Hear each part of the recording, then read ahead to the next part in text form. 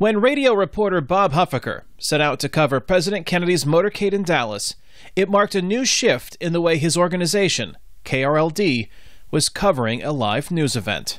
Up until then, I had done radio broadcasts from many scenes, but that was the first day we actually marshaled our television mobile facilities. Newspapers, with daily editions in the morning and evening, were still popular sources of news and information, recalls former Fort Worth Star-Telegram reporter Bob Schieffer. They didn't just quite didn't believe it until they saw it in the paper, and then that kind of made it sort of official. And from that weekend on, of course, it would be television would be the place where most people got their news.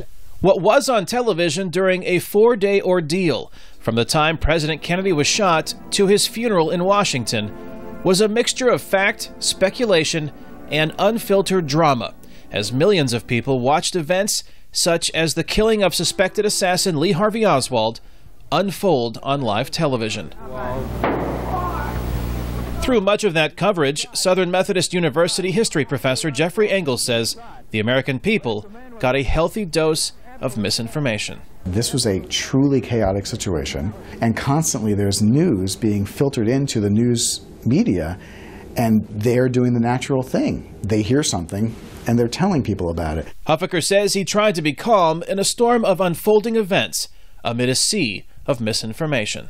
We were concentrating during all of this time on reporting things as calmly as possible to somehow encourage the world to keep its sanity.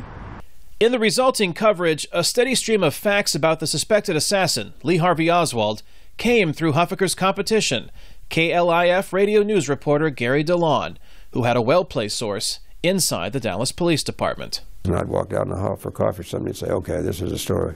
And I knew this stuff before it ever made it publicly, and they were all factual.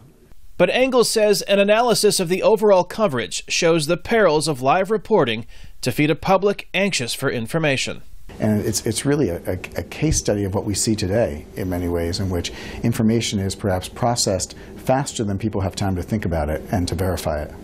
Schieffer, who moved on from print reporting to become a television reporter and ultimately a network news anchor, says the look behind the curtain of television journalism in its infancy during the Kennedy assassination had a downside. What they discovered that it was not an altogether dignified process. People pushed and shoved and shouted. In a way, it may have affected the credibility of all journalism. But Schieffer adds it was the first time the American public saw that process. And since then, the demand for more information sooner has only increased. Kane, Farabaugh, VOA News, Dallas, Texas.